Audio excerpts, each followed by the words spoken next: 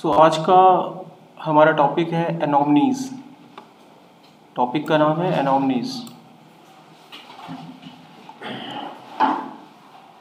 तो पहले इसको समझिएगा कि माईसीक्वल में एनोमनीज क्या होता है और कैसे हम इस पर कंट्रोल करते हैं। Anomalies in MySQL database typically refer to the inconsistencies or the problems that arise during the data operations due to the poor schema design or the improper handling of data। जब आप कोई table create करेंगे database के अंदर और आपका design अगर poor हुआ तो आपके डाटाबेस में इनकंसिस्टेंसीज और प्रॉब्लम अराइज होना स्टार्ट हो जाएंगी। उससे आपके डाटाबेस की जो क्वेरी परफॉर्मेंस होती है वो स्लो डाउन हो जाएगी और कई बार तो ऐसा होगा आपका सर्वर क्रैश भी हो सकता है। तो टाइपिकली एनोमनीज को समझिए पहले, ये बहुत बड़ी समस्या है, problem. These issues are generally categorised into the 3 types. तो ये जो एनोमनीज होती हैं वो आपकी अराइज होती हैं जब भी आप कोई डाटाबेस के ऊपर किसी तरह का ऑपरेशंस परफॉर्म करेंगे तो ये आपको फेस होगा। तो सबसे पहली एनोमनीज जो हमें फेस होगी that is called the insertion एनोमनीज।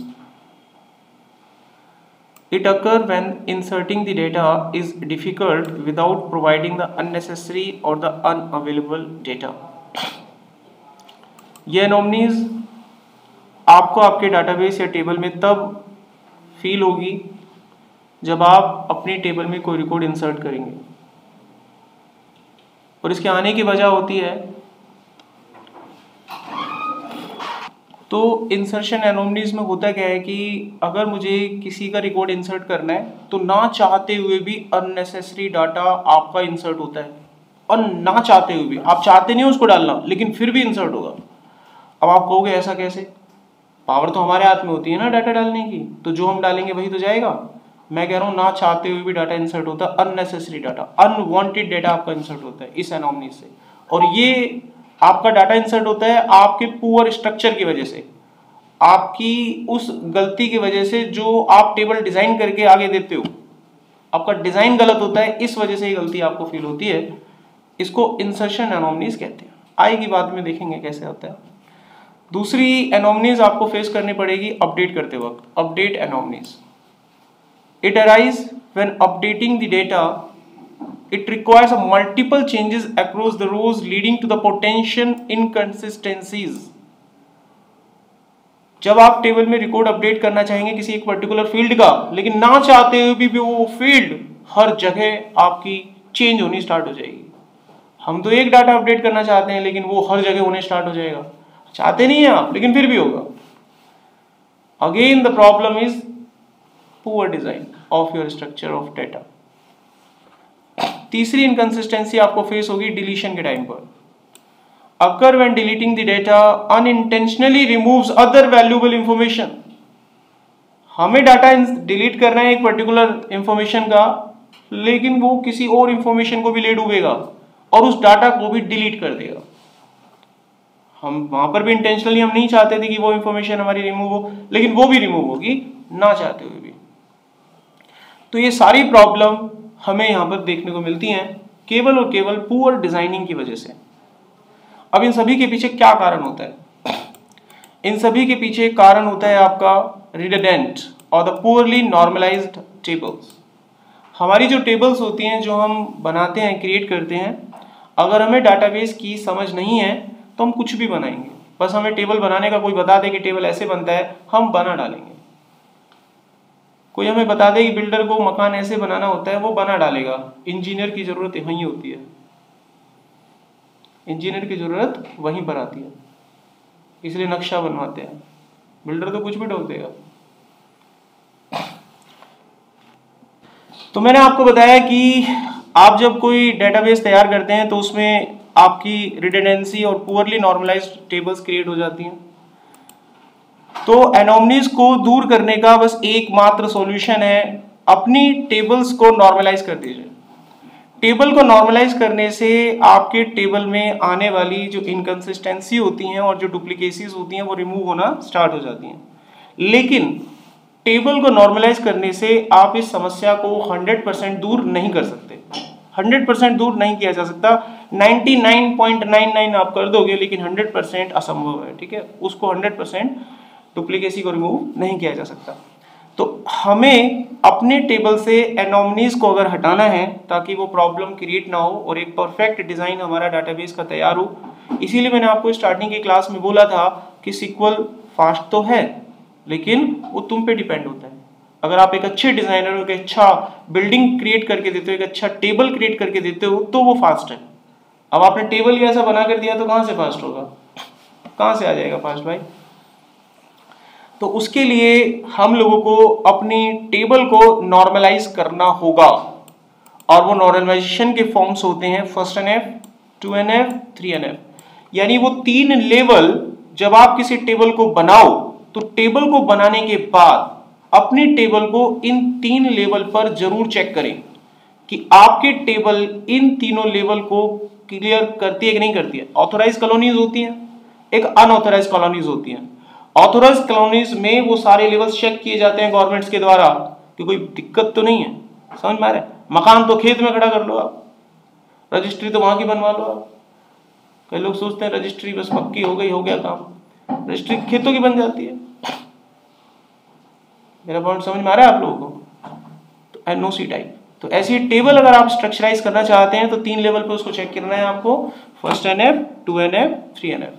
आपकी टेबल में एनोमलीज आती हैं क्योंकि आपका टेबल डी नॉर्मलाइज होता है।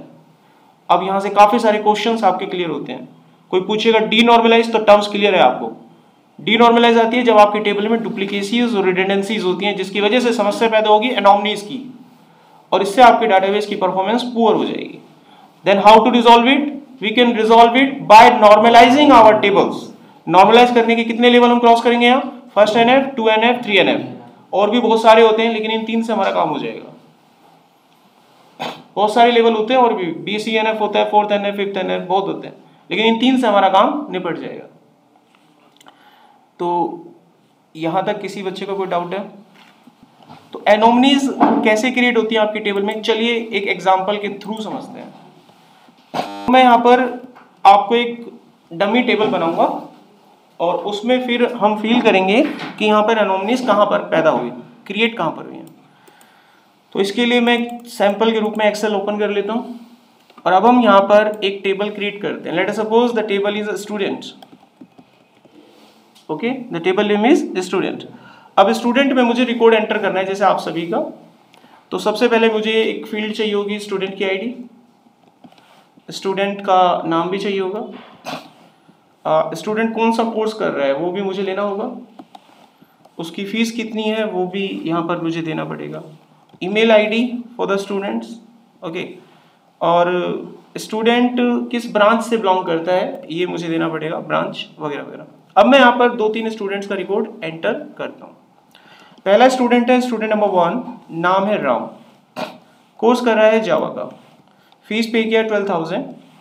समझ लो बात, आपने टेबल बना दिया, अब रिकॉर्ड इंसर्ट हो रहा है। अब हम यहाँ पर देखेंगे कि इंसर्शन एनोमलीज किस तरीके से आपको परेशान करेगी। ईमेल आईडी डाल दी हमने ram@gmail.com और ब्रांच हमने डाल दिया गुड़गांव, करेक्ट। तो हमारे पास ये कुछ फील्ड्स जनरेट हो जाती हैं। अब यही स्टूडेंट एक और कोर्स में एडमिशन लेता है, okay, and the course is data analytics. Student की आईडी सेम रहेगी, आईडी तो वही रहेगी, आप दोबारा ले लीजिए, सेम आईडी पर आपको एलोकेट होगा। बच्चे का नाम Ram, course data analytics, fees change हो गई, ईमेल आईडी सेम, शहर सेम। अब आपको यहां नहीं दिखता कि ना चाहते हुए भी वो इंफॉर्मेशन दोबारा से भरी गई है, ना चाहते हुए भी। अगर ये बच्चा 5 बार कोर्स लेगा तो ये इंफॉर्मेशन 5 बार डाटाबेस को रिफ्लेक्ट कर रही है, अननेसेसरी इंफॉर्मेशन फिर से जा रही है। एग्जांपल के रूप में आप आए और मैंने आपसे डिटेल पूछी, आप आईडी बता देंगे हम सेटिस्फाइड। अब मैं बार बार आपकी इंट्रोडक्शन थोड़ी ना लूंगा, कहां से आते हो, कहां से बिलोंग करते हो, ईमेल क्या है, जेंडर क्या, फलाना, एक बार ले लिया ना, it is clear. Now we just work on your ID. बात समझ में आ रही है? इसी को बोलते हैं अनवांटेड डेटा, ना चाहते हुए भी जा रहे हैं। अभी बच्चा फिर से एडमिशन लेगा तो फिर से इसको अपना नाम दाखिल करना पड़ा, अपनी ईमेल आईडी दाखिल करनी पड़ी, ईच एंड एवरीथिंग इसको फिर से सबमिट करना पड़ा। अरे जबकि यहाँ पर है तो सिर्फ हमें क्या देना होता है, वी जस्ट गिव आईडी और इसी से कहेंगे ये मेरी आईडी है, मेरे को एक कोर्स और अलॉट कर दो, वो उसी आईडी से सारी इंफॉर्मेशन निकालेंगे, आपसे थोड़ी ना दोबारा लेंगे। That is my point. इसको बोलते हैं इंसर्शन एनोमलीज, जो चाहते ना चाहते हुए भी आप बना डालोगे अगर आपको ये चीज दूर करनी नहीं आती है तो। ठीक है, नाउ द सेकंड पॉइंट मैंने आप लोगों को बताया था, एक एडमिशन और डाल देते हैं, 2 सुमित जावा 12,000 sumit@gmail.com एंड ब्रांचेस दिल्ली। अब इस टेबल में फिर से आप एक चीज देखिएगा, जावा की फीस एक बार तय हो चुकी है तो बार बार लिखनी पड़ रही है हमें। डाटाबेस में एक बार जावा की फीस जा चुकी है तो दोबारा हमें वही फीस फिर से एंटर करनी पड़ रही है। That is again insertion anomalies. Database में सेव है ना, जावा की फीस कितनी होती है, अब 50 बच्चों का रजिस्ट्रेशन करोगे तो 50 बार वो फीस एंटर करनी पड़ रही है हमें। इससे आपका डाटाबेस बड़ा हो जाएगा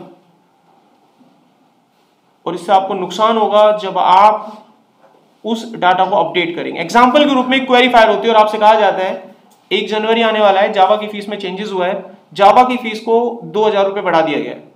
अब आपने एक अपडेट की क्वेरी परफॉर्म करी तो जहां पर जावा की फीस है उसमें 2,000 रुपए ऐड करने का कोड आपका चला, अब जावा आपके डाटाबेस में 50 जगह आता है तो ये हर जगह जाएगा और उस फीस में 2,000 रुपए ऐड करना चालू करेगा। ऐसे क्या मतलब हुआ यार? अगर हम बड़े लेवल पे बात करें तो 5 लाख स्टूडेंट्स हैं अगर, और जावा की फीस में थोड़ा सा चेंज हुआ तो 5 लाख जगह पर जाकर उसकी एंट्री चेंज होगी। टाइम लगेगा कि नहीं लगेगा? दिमाग में जोर डालिए, तो परफॉर्मेंस थाए से नीचे गिर जाएगी। अगेन अ प्रॉब्लम यार, इतनी बड़ी प्रॉब्लम होती है।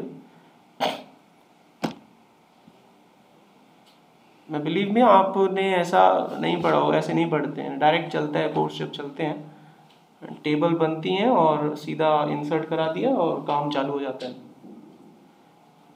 हम आप लोगों को इस तरीके से गाइड कर ही नहीं रहे।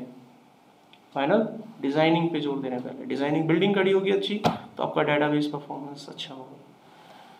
तो हमने देखा कि अपडेशन में भी दिक्कत आती है, एक दिक्कत और आती है और वो दिक्कत होती है आपकी डिलीट। कौन सी होगी? डिलीट की दिक्कत होगी।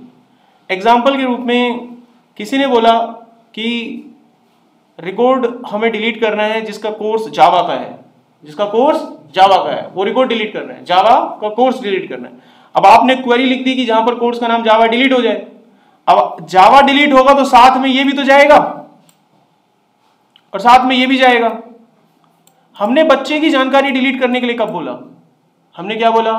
केवल जावा का कोर्स डिलीट करना है अपने डाटाबेस से, बच्चे की जानकारी डिलीट नहीं करनी। तो अनवांटेड डाटा जो आप नहीं चाहते हैं डिलीट करना वो भी डिलीट हो रहा है। हम बच्चे की इंफॉर्मेशन डिलीट करना चाहते ही नहीं थे, लेकिन जैसे आपने क्वेरी परफॉर्म करी वो भी फिनिश, वो भी डिलीट हो जाता है आपका।